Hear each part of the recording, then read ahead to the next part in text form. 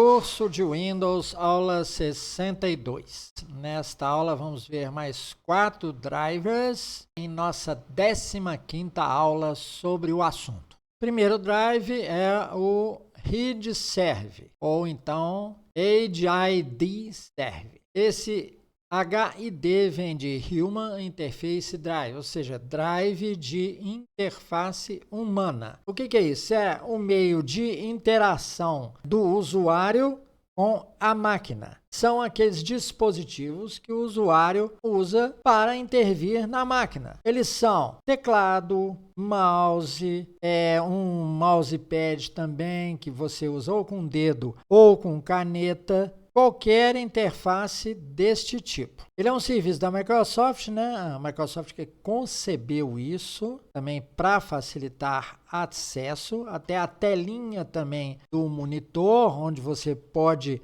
clicar nos botões como se fosse tocar num celular, né? Fazer o touch na tela do celular. Então ele mantém os botões de atalho em teclados, controles remotos e outros dispositivos multimídia para que funcionem corretamente. É recomendado manter esse serviço em execução.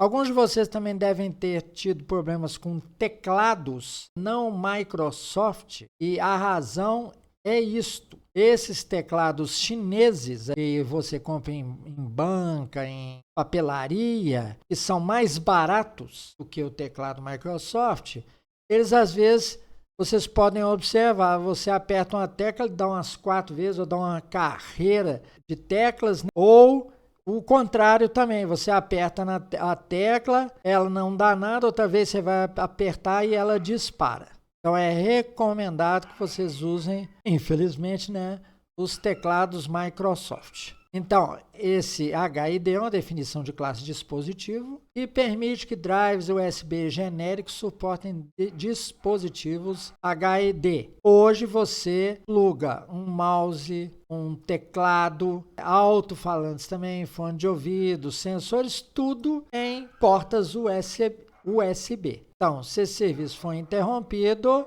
essas interfaces humanas não funcionarão corretamente ou então não vão funcionar de jeito nenhum. Talvez esse serviço aqui não tivesse nem que ser enumerado, mas acontece que eu estou enumerando todos aqueles que são obrigatórios estarem rodando na máquina. O HTTP é que trata do protocolo de hipertexto.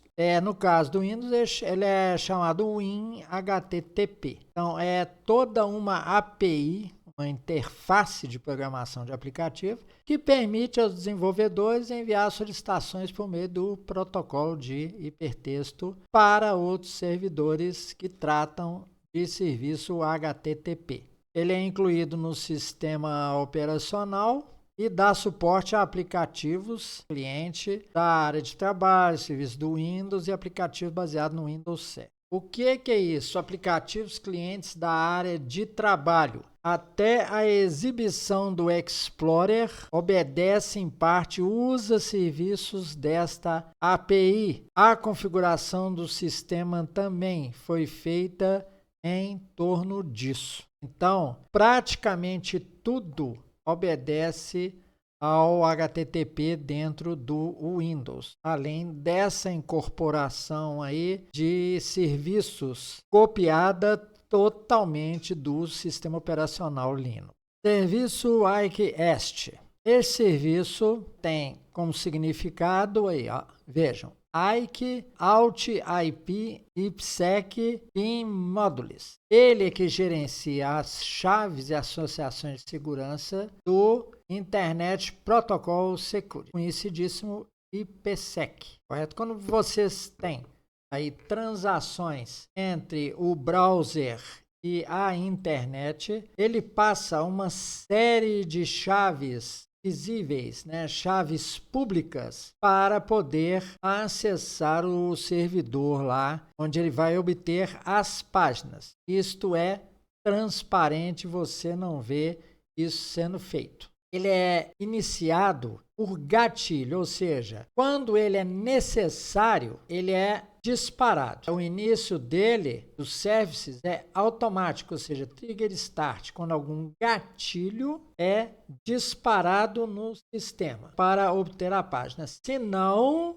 ele consumiria muito recurso. Enquanto ele não é necessário, ele fica adormecido. Agora, quem fica a todo momento assistindo YouTube e tal, é claro que ele é iniciado, disparado várias vezes. Sempre que vocês fizerem alguma instalação de um hardware ou de um software, que se refira à parte de rede, pode acontecer do comportamento dele ser alterado. Por isso que ele avisa aqui, quando houver uma instalação ou então uma atualização de software. Mesma coisa, um software que se refira à parte de rede. Então, é recomendável manter esse serviço sempre com o tipo de inicialização padrão, ou seja, automático na base de trigger start, ou seja, de gatilhos. Então, sempre que vocês instalarem alguma coisa, dá uma verificadinha nele. Geralmente, vocês vão notar o recurso de CPU está sendo usado. Aqui, neste computador, eu monitoro o tempo inteiro o uso de CPU. Então, se eu estou ali com, por exemplo, 2 navegadores rodando YouTube, eu fico atento às flutuações, não só para saber se tem algum software de telemetria ou da Microsoft ou de estranhos tentando monitorar minha máquina, ou então mineradores de Bitcoin, quanto justamente isso. Acabo de instalar alguma coisa, eu vejo e a média de CPU não está oscilando entre os valores que eu estou vendo aqui. Vocês estão vendo?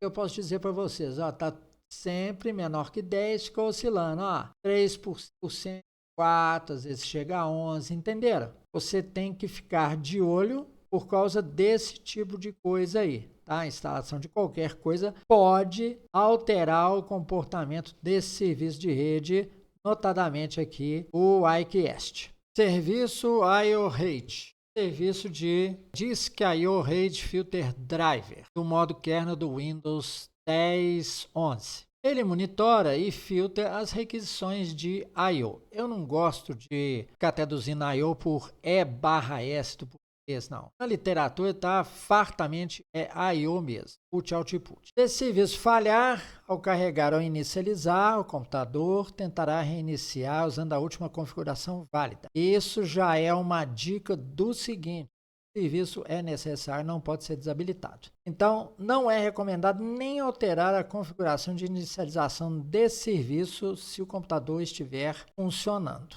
Bem, então com isso nós encerramos a nossa aula 62 de Windows e a nossa 15ª aula de drivers.